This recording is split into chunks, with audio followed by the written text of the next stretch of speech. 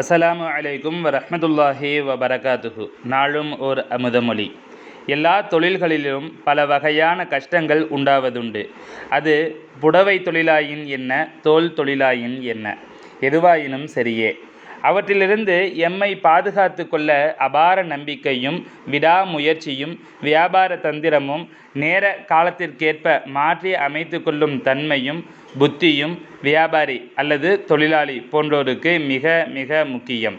மன உடைவும் கவலையும் அயர்வும் இயலாமை என்னும் மனக்குழப்பமும் இவைகளையும் வாழ்வின் செழிப்பையும் அடியோடு அழித்துவிடும் எதிரிகள்.